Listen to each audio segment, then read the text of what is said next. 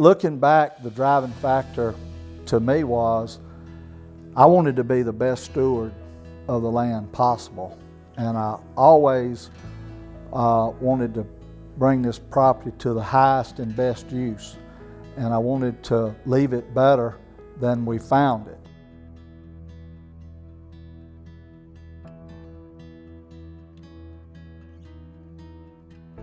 When we restored the land, we believe the land can restore people.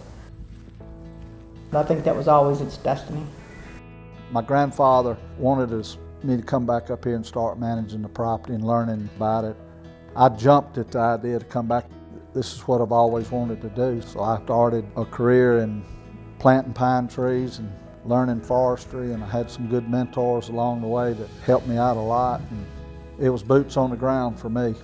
We made a decision early on that wildlife's a diamond in the rough. My primary objective is wildlife management and recreation.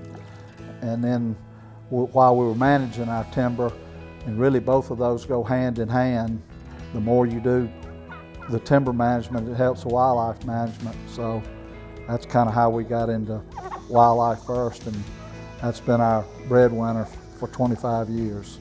When you came up here in Greene County, it was in the 80s, and you had to come up with an idea of figuring out a way to make a living, generate some income.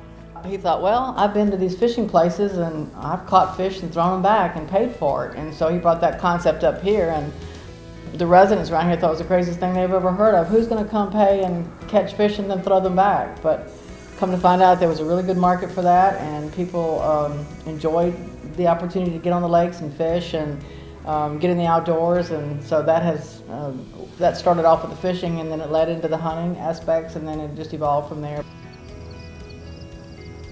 We saw a need out in the public for people to come and experience what had been accomplished here, because it offers the opportunity to find a place of just rest and refuge and quietness and a regrounding, because we've lost sight of what the outdoors provides us in this fast-paced social media, texting world.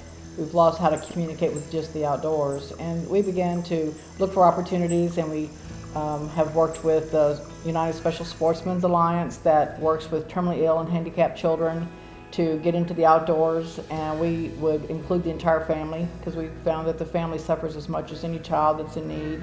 We also reached out and did a number of projects with the Wounded Warriors and our veterans, which we think an incredible amount of. We try to give back just a portion of what they've given to us, and bringing them here to Levelwood has just been a restorative effect for them. I'll say this, it's such an honor to be a Helene B. Mosley recipient. I've followed this a long time. Well, maybe that'll be like our swan song.